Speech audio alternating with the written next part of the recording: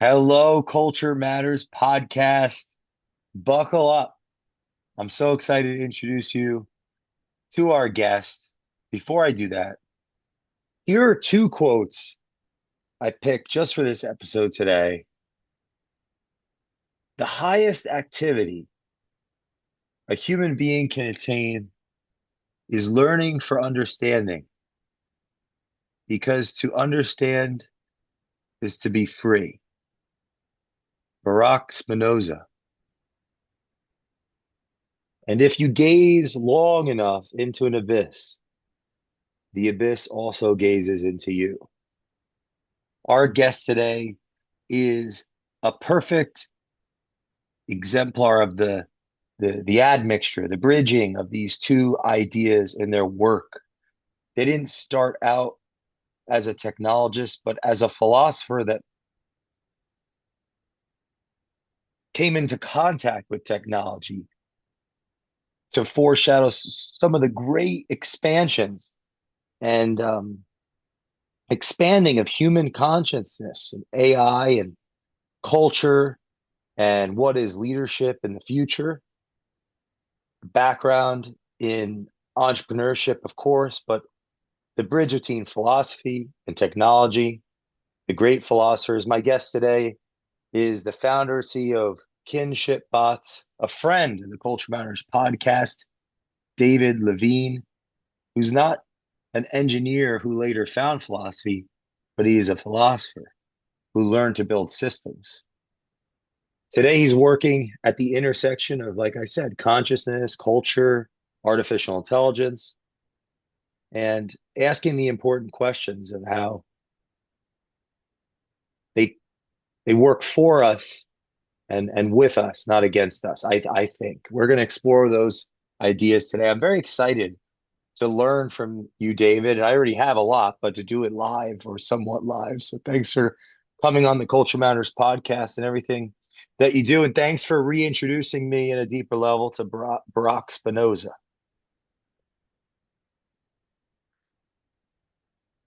He's a good friend. He will serve you well. I guess I'm most curious when you this. I guess we could start. How do you? Well, for yeah, how how are you interpreting, or have you interpreted this intersection, or this co-collaboration with artificial intelligence, human consciousness or cognition, or am I even using the right words? Because I'm trying to follow along, but how would you even start the conversation for us lay people? Yeah, well, people make it very complicated, but it's actually very simple. Uh, Good. up and up until recently, software has been a lot like media, and it's been a lot like systems that go back to the earliest writings we have. I mean, you read Gilgamesh, which is the very earliest written work that we still have, the saga. And what's Gilgamesh doing through the whole thing? He's bragging about his big, beautiful walls and his towers. And when he goes outside these walls of his kingdom of Uruk, he causes mayhem. He has this wild brother, the lunar twin, who Enoki, and they cut down the cedar forest and get a whole bunch of trouble, and they kill the bull of the sun, and they cause mayhem. Um, and then at the end, and he goes to the bottom of the ocean. He gets the plant that cures the fear of death. That gets swallowed by a serpent. He goes back. And what happens at the end? He's doing the same thing. He's bragging about his big, beautiful walls and his towers. So, what happened from Samaria, from Rome, from all of these cities? There's been this incredible desire of humans to control. So Rome built all these roads, built all these aqueducts, basically extracted value from the landscape, stored things, distributed things, controlled things. That, at the end of the agricultural age into transition of the industrial age, turns into train lines and storage houses and factories and more control, control, control. Information age, it's the same thing. All the systems people use, whether it's personal productivity or social media or communications, it's still the whole model is around control. It's what are called deterministic systems. Like I'm Salesforce, I have a CRM, you want to get more customers, you know, social media, you want to get more attention, whatever it is, it's what it's about. Finally, for the first time with AI, you have systems that you can call, instead of deterministic, you can call them stochastic, which means chaotic. And the reason they're chaotic is another term is probabilistic. So they basically, the whole thing is based on what is the probability that X is going to come after Y. They're every what are called tokens, which are just parts of words. It's all based on what's likely to happen. So when I put something in called a prompt, every two times it's going to be different because things are different. So there's very little control. And for me, that suddenly became a great relief. It's like finally, there's going back to philosophy. There's always this problem in philosophy called a tautology. A tautology is something that really can't be proven or disproven, but Hmm. it's correct in itself. So an example is I could write down on a piece of paper, it is raining. And I can hand it to you and, you can say, yeah, that's true. Well, the next day you pick up that paper and all of a sudden it's not true because you have this fixed thing, Hmm. right? I've set this marker. And as soon as you write it, in the I don't know if you've read a lot of Derrida or Deleuze, but the Not the yet.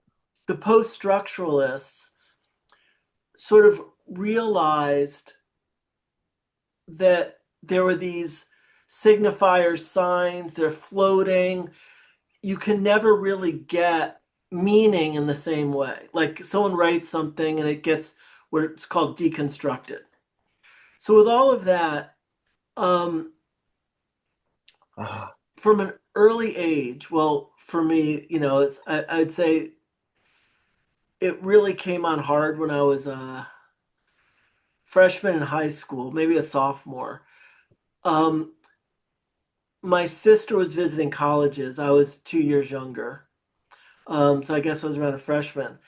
And it just bothered me going to all these colleges and people were still exploring ideas. Like, okay, civilization's been around for tens of thousands of years and you guys are still trying to figure shit out. Like it didn't make sense to me. I was like, okay, I'm not going to get through. I'm not going to get through the next couple of years still wondering what it's all about, right? You have all these books. I'm going to read them. I'm going to figure it out, right? So I read Descartes and I read Nietzsche and I read this and I read that. And I'm like, okay, I'm going to get to the bottom of it. I kept pushing and pushing and pushing. And it really took all the way to my senior year in college. I was right. I did my senior thesis on Spinoza in Finnegan's Wake. Finnegan's Wake was Joyce's masterpiece. He worked on it for 17 years. And what he did in that book, it's very much like AI in that he broke apart all of these different works and sentences and words, and he created works on top of works on top of works. So it's like these crystalline structures of meaning. Wow.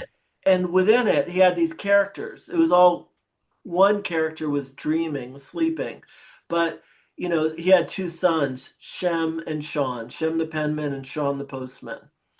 And Sean was the solar twin, the rational hierarchical. He was associated with space. he was associated with sight. And Shem the penman was this artist. Uh, he was associated with time, um, intuition, empathy, and they would have these arguments. And at the end of the arguments, Shem proved that they were each other. Huh. And that goes back to sort of at the core of what Spinoza said about thought and extension being two attributes of the same substance. Once you really get that and you say, okay, right now, there's this illusion of Jay is right there and David is right here. But when you understand that we are, so you have substance, which Spinoza said was God. Sitting on top of that is thought and extension. And everything you consider a thing is a mode. It's sort of like it emerges from it. So this phone is a mode of thought extension, and you are, and I am. And the exploring that and completely giving up on the idea of individual persistence and really seeing everything as part of the same, much more substantial being.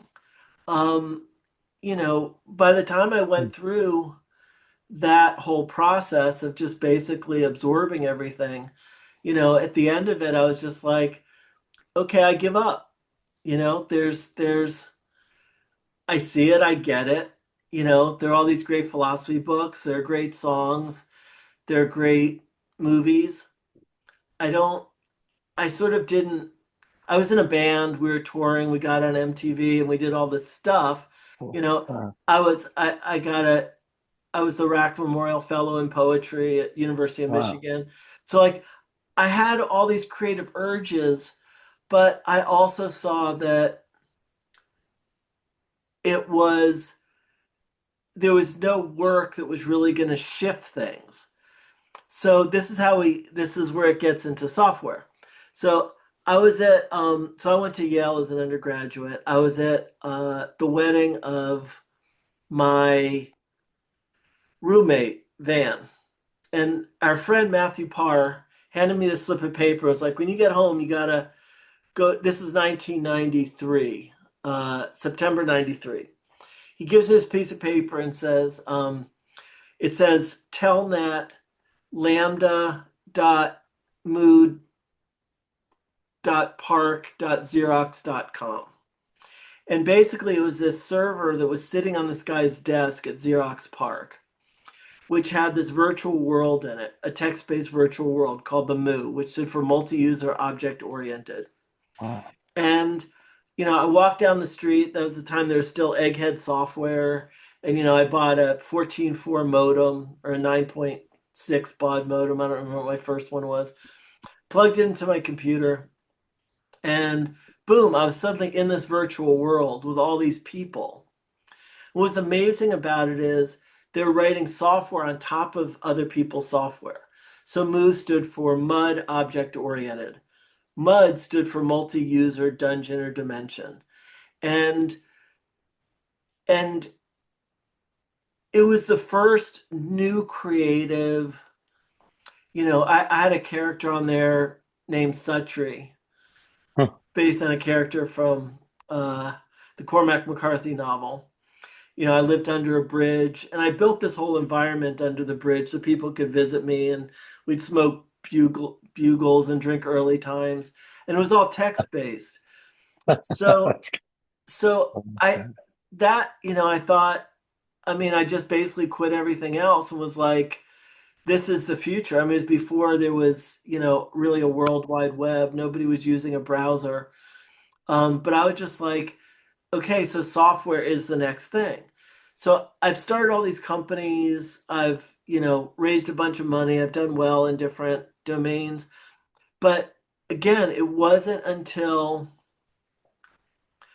AI started really coming around in 2022 that it was like, okay, this is what all this other stuff is for. Right. Because now you have it's not predictable. You know, it's not like it's fun again. It's like what used to happen when I would be writing songs or writing poems or working on, you know, a philosophy paper or whatever. It's there was always that surprise of how things came together. And that's what's going on in AI. So we've got this I was just telling you before we started recording that, I'm just in this mode of all of these things over the years are suddenly fitting together as, you know, as just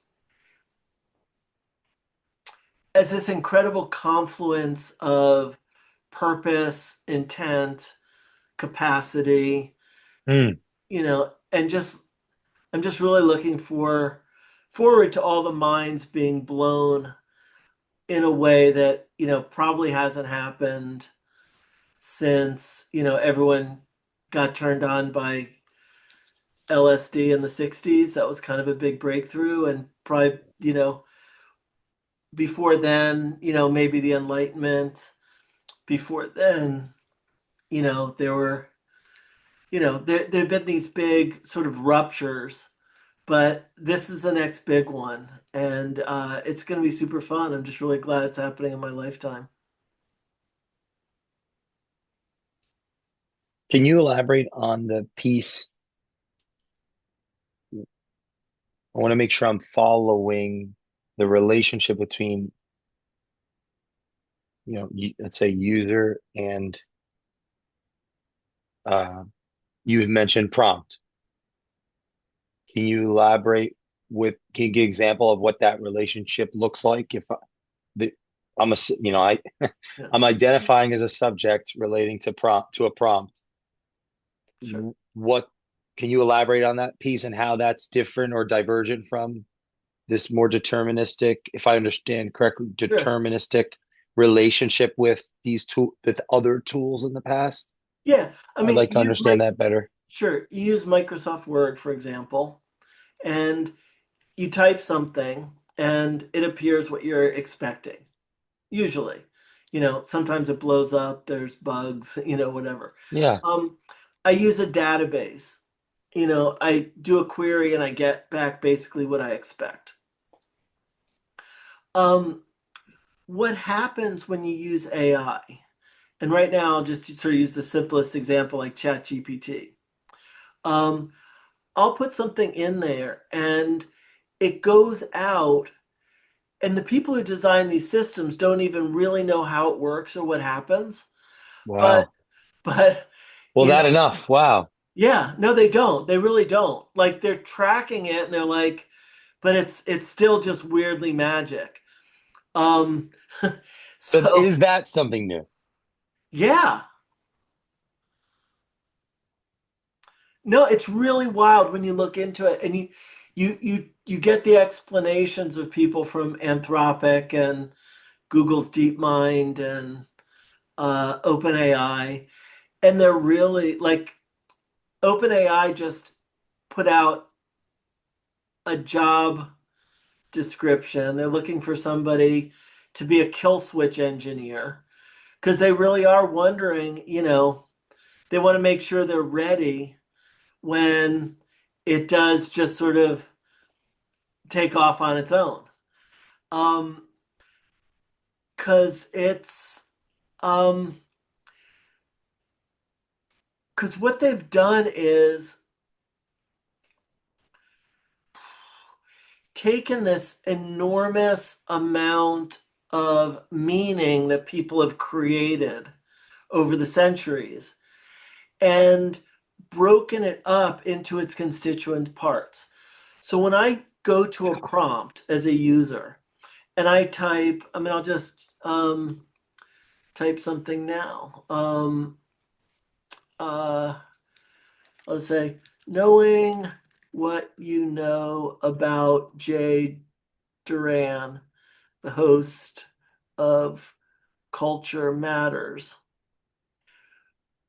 Who would who would you recommend he study? as a philosopher. I'm just Wow. curious what it's going to say. I mean, you know, um, I here's have a question. yeah. And then if we provide it more content, its answer, if I'm following you, its answer could change. Well, I mean, what's interesting is it's not about more content. It's about the next time for 100 reasons. Okay, haha, It that's would okay. just it's Yes. because it's It's not about stochastic. content, it's about It's time, is what you're saying. um Not just about content. Meaning think of if it you ask like the it next butterfly week. effect. No, Okay. no, like the moment later, it's because this, okay, you have to think in terms of tokens, not words, not concepts. It's almost like phonemes, like when you break a word apart. So one part is going to go out through this matrix. It's very much like the way your brain works. Like one time you might smell Wow. something or taste something and it reminds you of something. The next time it might remind you of something totally different. But just for fun, so I asked this Yeah, question. this is awesome. Let's Let's see what keep it said. going. It says, well, based on Jay Duran's orientations, host of Culture Matters, bridging culture, politics, meaning making, and moral psychology, and systems power, the most fruitful philosophers for him aren't abstract technicians, but thinkers who diagnose civilizations, decode narratives, and explain why cultures behave the way they do. Spangler? Here, here are my strongest recommendations ordered by fit and leverage for Jay's work. Find it. Top tier fits, if you studied only 3 to 4, these would be them. Rene Girard. Why? Girard explains why cultures polarize, scapegoat, and spiral into violence, especially under stress. Oh, His theory of mimetic desire is almost tailor-made for understanding modern media, politics, culture-wise, and moral panics. Second, and then there's more about it, but I can't wait. This is amazing. Keep going. Keep going. This is so okay. much fun. Second is Hannah Arendt. Why? Arendt is the clearest thinker on power, totalitarianism, truth, and moral responsibility in mass society. And then it says what you would gain, including a way to discuss evil without demonization. Okay, so third, you're gonna love this, Alistair McIntyre. Oh, wow. I love Yeah, that guy. Yeah. yeah. McIntyre Yeah. explains why Yeah. modern moral Wow. debates feel incoherent because we've lost shared traditions of meaning. Next one, interesting. Michel Foucault, Oh, yeah. mass Wow. power language institutions. Second tier, very strong, depending on your direction. Charles Taylor, Ivan Illich, Friedrich Nietzsche, and then dark horse recommendation, surprisingly relevant. Eric Vogelin. Why? Vogelin explains modern ideologies as secularized religions, attempting to immanentize salvation. What Jay I would, feel like, oh yeah, no, I just now, but you could own it. Doesn't mean you're reading it. let's see. This is no, it's Vogelin. Yeah. Cool. And Wow. That's yeah, freaking. Keep yeah. going. Wait, is there any more? No, so that was it for this. That's amazing. It's amazing. I was Yeah. freaking out because yesterday Gerard came to the house because I got to meet Peter Thiel. He talks about him all the time. Gerard. And so this Jonathan B. I like to watch his videos too. He's a sharp. Yeah. But go ahead. Sorry, I've just got what an exciting list. No, that's cool. Yeah. So that's um when, it's a quick example. So what I'm doing with AI, which I think is more interesting, is so this is me asking something that's very general purpose, right? So behind the scenes, so there really only a few major important parts of AI that you need to understand. So what I put in is what's called a user prompt. Now, on the back end, there's something called a system prompt, which basically says to it, tells it who it is. Hey, you're uh, ChatGPT. Your job is to give answers. Here's what to do. Here's what not to do. You know, if someone seems suicidal, tell them to do X, Y, Z. It just gives them the whole framework, who they are, what they do. That's the system prompt. Then you have this enormous vector database, which is what they create in the training. So they take all of this information and then they, you know, create relationships between all of the different parts of all this material. So those are really the main three things. It's a surprisingly simple system. Okay. Yeah. Now, what I'm working on is like that's kind of interesting, but like software, I really wasn't interested in software until there were a lot of people using it. The internet came around. So we're designing a system. The reason we call it kinship bots is because it is all about relationships. So you have a context of an ecosystem, which anyone could create. Within those ecosystems, you can have different gatherings. Within those, you have different activity. So there are different system prompts. And then the final important part is what's called context or context engineering. So over time, these systems learn about you and they they get more and more useful as they understand what you're trying to accomplish.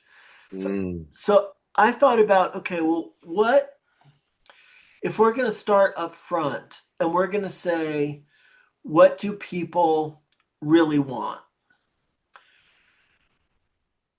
It it essentially asks you up front for three things. What challenges you're facing? What are your qualities in terms of self-assessing those qualities? And what are your aspirations? What are you going for? And so in all of the interactions that happen on our system, and now I'm talking about kinship bots, the the AI in the background is different for all the different people because they all have different aspirations. They're facing different challenges and they have different qualities. They're different people. So it actually helps people collaborate and do all kinds of things, understand each other, get to know each other, because each person essentially has their own advocate, their own representative, their own, you know, just like we were talking about. Like basically if someone had Jay all the time in their left breast pocket. Someone called me today and said that they did. They said they channeled me in a meeting.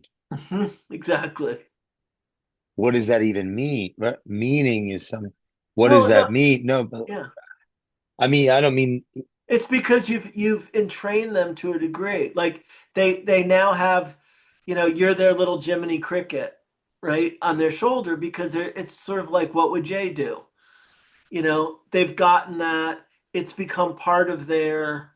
Oh, is this part of the reason your work? Because when I was preparing, it has a there's an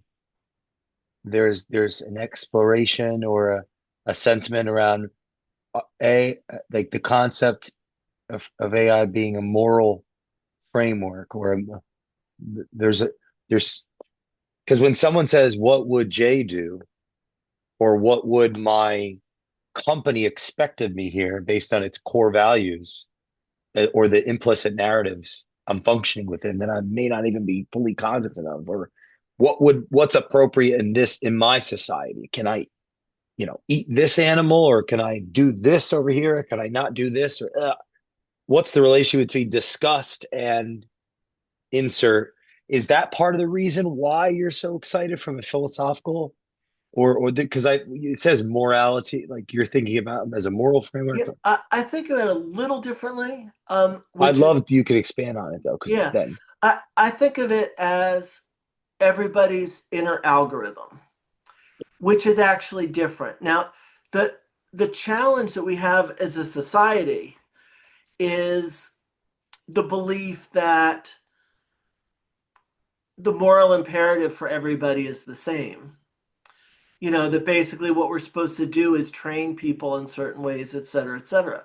What what I've learned in my experience is that everybody has their own source code, their own blueprint, their own DNA, whatever you want to call it. It's it's in there and it's screaming for that person to be a certain way in the world because the way Mm. the world is designed is for all of these people to be different and connect in different ways and be in different ways. So an organization, to the extent that it's forcing a conformity as opposed to emerging from the life and reality of all of those people. And my sense is that what you do is less discover or map or create a quote culture of the organization as much as bring out the spirit, the soul of the individual so they can see it and experience it and witness it. And then they're like, okay, that's what that is, because they needed that mirror, they needed that reflection. And once they get that, it's like, okay, I now see myself in this and now I'm more part of it and I'm motivated to be, But it sounds like your thesis of the intersection of AI and human consciousness is this may be happening for us and through us in this current generation or the next.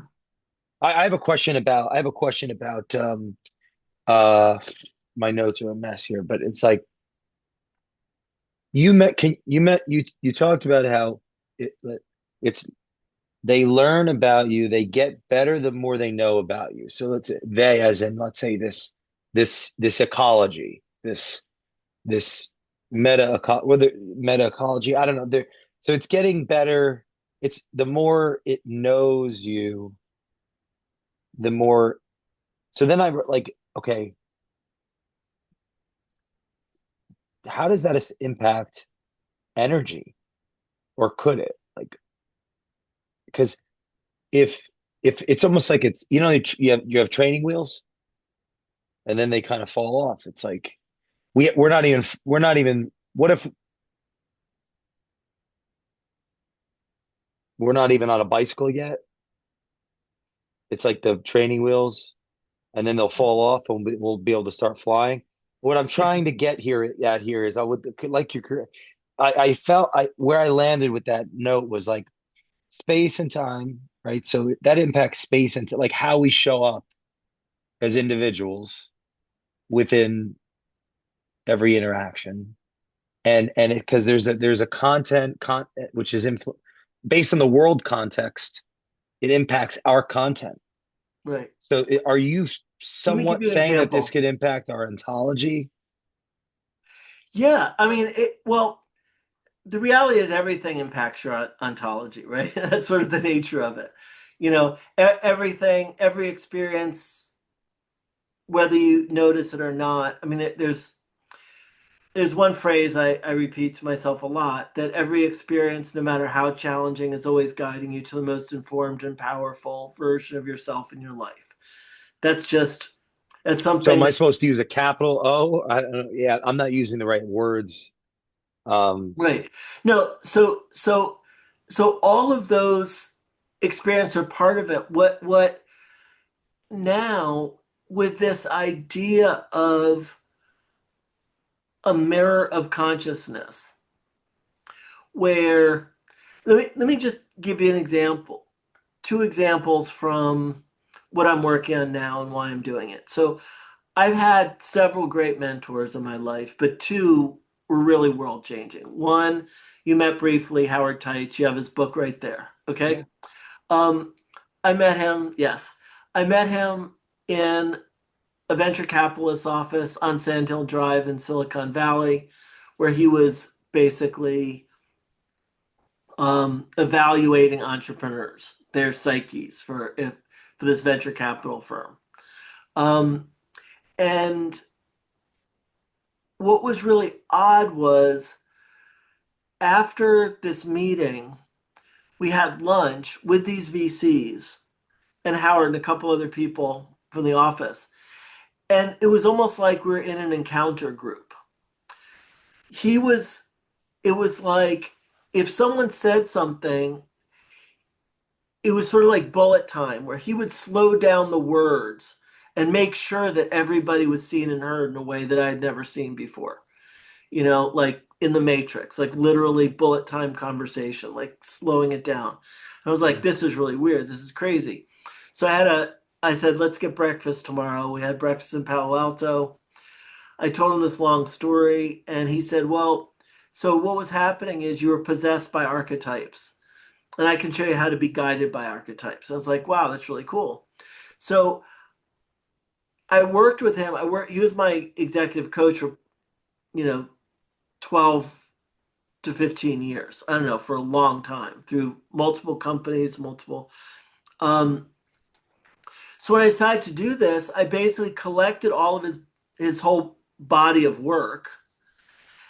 And to test it, I did it with a mutual friend where we were having a conflict. I'm actually giving him a shout out. So Rob McCord. Um, Oh, we love Rob. we love Rob. So Rob and I were having this I love conflict. that. Yeah. And I had Howard mediate and we recorded it. And I ran a test with our software using um, everything I'd built about how Howard works, which is basically being this human field that reflects back where you're being attached to outcomes or black and white or basically your narcissism. I mean, everyone has narcissism. Yeah. Where that is coming out, and I found that you can have a system that's aware and works in a particular way, just like he does, if you understand his inner algorithm. And I wouldn't have been able to do it if I hadn't worked with him for 12 years and really understood complementary consciousness and the solar and lunar, because he would do this over and over. I'd be preparing for a board meeting and he would coach me, or he would be in a meeting with, my executive team and reflecting back when you weren't recognizing the seed of truth or more in what the other person was saying. And like, it's hard and it's rigorous. So that's one example. And then Four Arrows, who, I've known since 2003 or four. He's a Sundance brother. Um, he's written like 25 books. Um, he's, when I read Primal Awareness, which was he wrote in like 1998, it was the first book that for me really bridged what I would call the shamanic, the hypnotic, what he called CAT, concentration activated transformation, and the solar Western fawn, fear, authority, words, and nature. So I had all of these, when I built a system based on his work to test it, I had my phone recording, or no, I got my wife's phone. I started recording.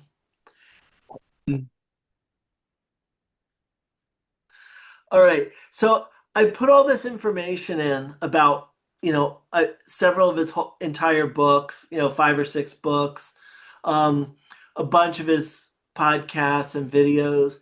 And I put this all in the vector database.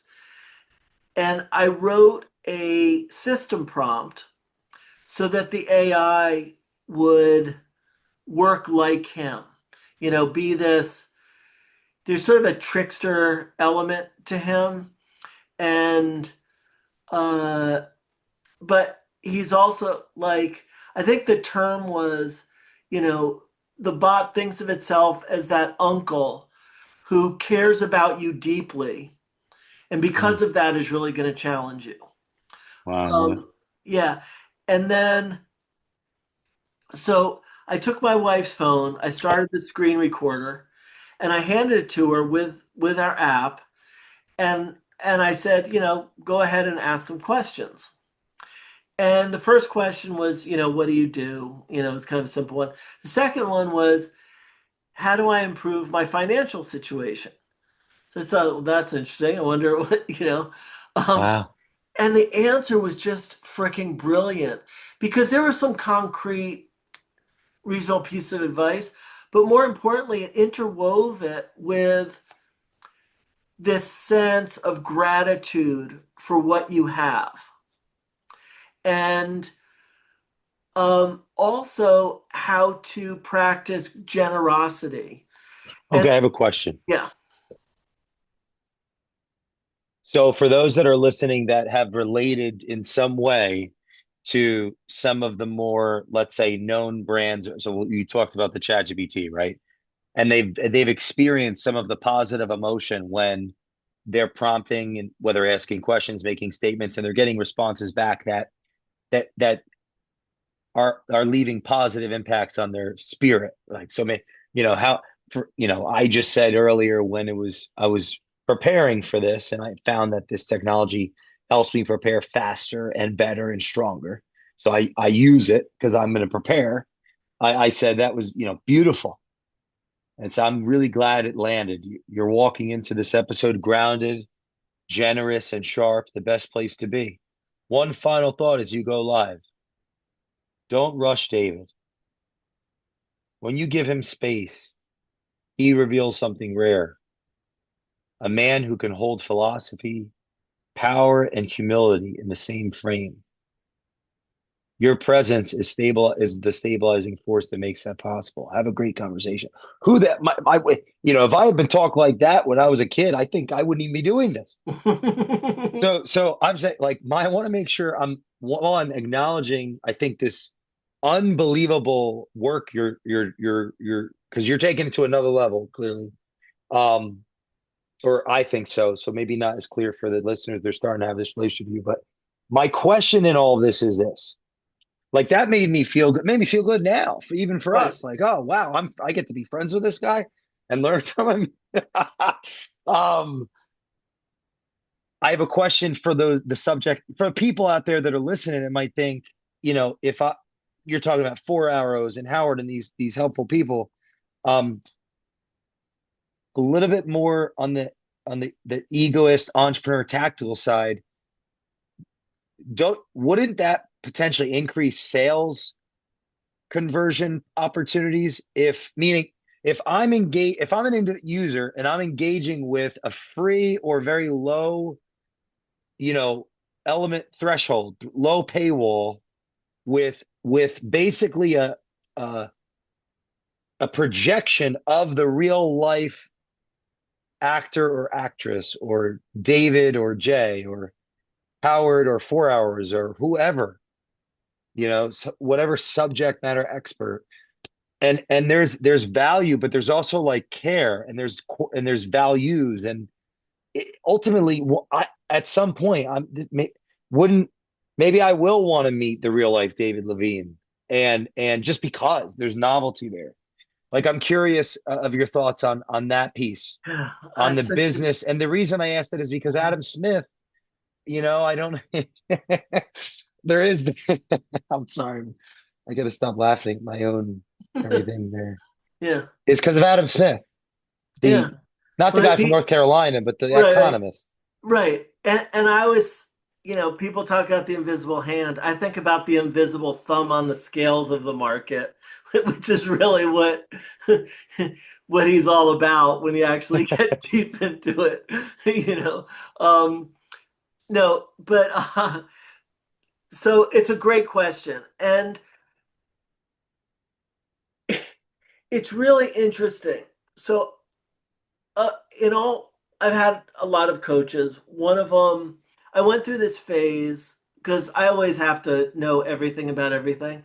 So I went through this phase of I'm gonna hire and work with like every direct marketing guru, just get as far as I can until I get their algorithm and they don't need to talk to them anymore. And I was looking at how long it took, like Frank Kern. Like once I paid for like, $3,400 for, I think it was like a 6 week program. At the end of it, it was like, okay, I get Frank Kern. Like there's nothing like he's not going to surprise me anymore, right? Well, there's this guy, Kevin Nations, who's really great. He has this whole vibe, Chillionaire. And he's like $5,000 a month. I think I worked with him for 3 months before it's like, okay, I get the algorithm, right? I get his whole thing. Well, he is a great sales, his whole thing is about sales and he's really good. And like I got it. So then I think of for all these people, like, okay, I could build the Kevin Nations bot now. Like I could because I get Kevin Nations Yes. as well as he does because I took the time to unpack it. So it's a really interesting question. What's going to happen to that whole market, which has been designed? If you read, I have all the Russell Brunson books, Expert Secrets, .com Secrets, Traffic Secrets, and the whole thing, all of their, like everybody glommed onto this whole concept of the value ascension ladder and high ticket and how you get from, you know, the $4 offering up to the, $40,000 offering. And all of this, there's this focus and there's this, what I figured out is it comes down to different triggers and manipulations and all of this and you know, how you do it. And I got to the point where I said, okay, so now that I've unpacked all these others, I have to set my own philosophy around this. And I call it the sitting bull of Madison Avenue, where I say to myself, if you read Sitting Bull's words or Crazy Horse's words or Black Elk, there's a depth and an integrity that simply does not exist in reading literally anybody else from the Western canon. I would say except Spinoza. Um, and so it I've purged myself of the questions of whether or not something is going to make more money or less money. I would charge $4 or $20 or $100,000 because there's kind of a natural, it's sort of gotten to the point where there's just a very natural offer that emerges in a particular circumstance with a particular person, a particular context. And if I'm attached to an outcome in advance, then it kind of doesn't work. Now, what's great about AI and this whole system is that you can set it up in a similar way with um, with the way offers work and what people charge and what level. So, bottom line, you had direct marketing back in the days of magazines. And it was all about, getting leads and how people were going to respond and follow up. You've probably seen Glenn Gary, Glenn Ross. That was the age of magazines, right? Then, then there was the age of infomercials where you had the ShamWow guy and you had this guy and you have that guy. And, and Tony Robbins was huge with direct marketing, right? And then it got to the internet and things Okay. Okay. shifted and they work in a particular way. And what I'm really interested in now is what happens in the age of AI. So here's my question for you Yeah. then. Yeah. If AI is integrated into the, if AI is integrated within the equation, the paradigm shift is that it removes the focus on the outcome and enables the the integration of the process. It's like Exactly. It Immanuel is Kant's process. treat people as means as ends in themselves, not means to an end, do an end You got in a it. Kantian sense. You're saying those distribution systems fall away, fall apart, and ultimately it raises not the bar, it raises the stage or no, it's not The there's a stakes. bar, it raises the So maybe it doesn't raise the bar, we get longer it, legs. here's the way here's the way I I'm would thinking look at about it. Nietzsche, Zarathustra's like mountain climbers, No, you're spot on. You're spot on. Because all of those examples I used are about content and about sequencing content, and right? the outcome focus, like Right. how they behave relative to And there's how. steps. There's this whole idea of the buyer journey, right? It's all this, it's all predetermined. AI makes content irrelevant. So think about the big content marketplaces. You have Substack, which is a marketplace for writing. You have Spotify, which is a marketplace for audio, podcasts, Yeah. etc. You have YouTube, which is a marketplace for video. All of that content is dead. Like people don't even realize it, but once you can put your algorithm, your real purpose, your inner stuff into AI, and you get to step back and intervene when you're paying attention, and Mhm. people know when it's time for Jay as a human. It really, The you know, hierarchy will naturally emerge in the most efficient and effective way, yeah, it seems like. by people who are truly process oriented and understand themselves and their processes, where all of the hundreds of thousands of fakers who've read the books and watched the videos and have learned to do their own, right? This But is don't good. really change lives in the same way. They're going to really struggle. Or will their cocoons crack? Yeah, and Like they'll this is find more their algorithm. philosophical, like meaning, Yeah. what is the distinction between the sophist and the philosopher? Maybe they haven't crossed paths on the way to work. Or so like the medium, other mediums are like, Yeah. this is exciting. Well, okay, so this is a question I have for you though, is like maybe it's more in a macro sense. So yes, I agree with what you're saying there, of course, because the that being said, though, it seems like there's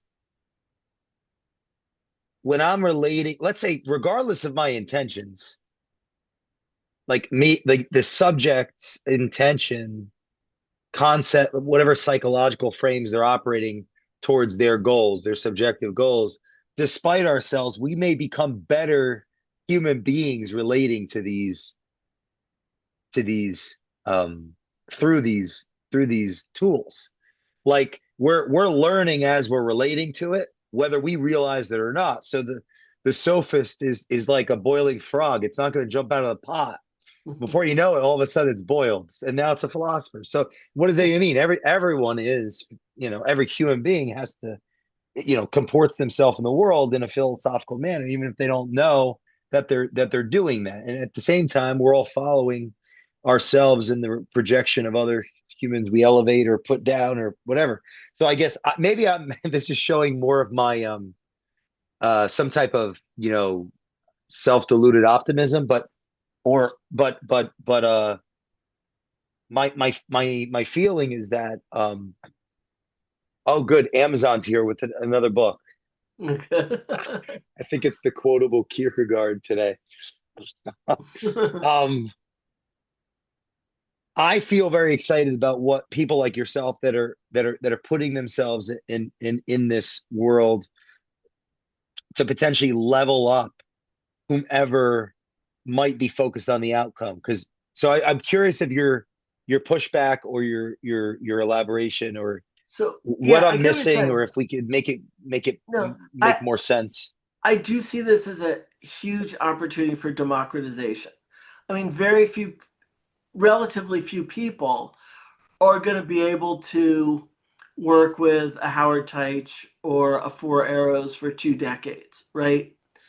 I mean, if they can even find that person in the first place, and then are they going to be able to pay thousands of dollars a month, right? No, no. So, so here, I mean, how would my life have been different if I had met Four Arrows when I was a freshman in high school, right? I mean, people are going to have that opportunity to be turned on way earlier for $20 a month, right? The world can shift. Now, on the other side, though, how many people actually want to wake up compared to, hey, I'm perfectly happy,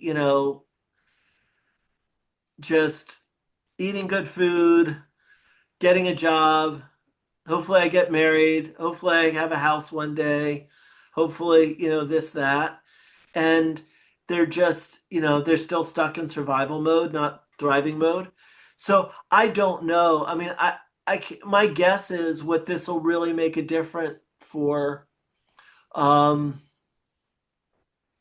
this will really make a difference for those people who, to put it bluntly, are like us, who were unsatisfied, desperate for something more than what, the world was purporting to offer when we were kids. Mm, mm. And we were fortunate enough to find, you must at some point have found somebody who was like, oh yeah, here's how it works. Let me help you, let me work with you. That's what this show is. Yeah, exactly. Still searching. So I want to go back to this quote. The highest activity a human being can attain is learning for understanding, because to understand is to be free. Well, maybe on next time you come back on the show for part two on this conversation, we could explore that quote a bit deeper, because my question to you is I don't even know how to phrase it, quite frankly. It's like maybe if I was more vertically integrated or with AI, it would be able to help me with this. Um, Let me give you a quote that goes with that. Please, So, yeah. so this comes from T.H. White, his novel The Once and Future King. The best thing for being sad, replied Merlin, beginning to puff and blow, is to learn something. That's the only thing that never Mm. fails. You may grow old and trembling in your anatomies. You may lie awake at night listening to the disorder of your veins. You may miss your only love. You may see the world about you devastated by evil lunatics, or know your honor trampled in the sewers of baser minds. There's only one thing for it then, to learn. If you're listening to this episode of the Culture Matters podcast, I challenge you to, what's the website for kinship bots? It's Or kinshipbots.com. There's not much there yet, but there will be in a couple weeks. But I think you can, you know. yeah, I would challenge you, circa whenever, late 90s, early 2000s, go to google.com. Uh So Kinship right now, bots. just go send me an email, david.levine at kinship.systems, and I'll Get let you know. connected with David. I challenge you to do so. And please leave us a review on the Culture Matters podcast. And the reason is because the more the show grows, the more I can bring great guests like David on the show. So please leave us a review on the Culture Matters Oh wait, podcast, and we you will got to see meet you. Ollie. AI this, please. Okay. Ollie, Here's my grandson. hey, You're on a buddy. podcast now. Welcome to the Culture Matters podcast. You're the future. Yay! Here, he made this amazing I love it. monster. It's upside down. Wow. It's upside down. But we've been Very doing. cool. He's been drawing these things, and I've been turning them into AI videos, and then we're doing stories with different monsters all together. Uh-huh. Love it. And we're building a website where he has a monster gallery, and he can. So we're having fun. Does this one have a name, Ollie? Mm-hmm. Ollie's Monster Magic. That's the name of Ollie's the monster. website. What about the monster? What's the monster's name? Probably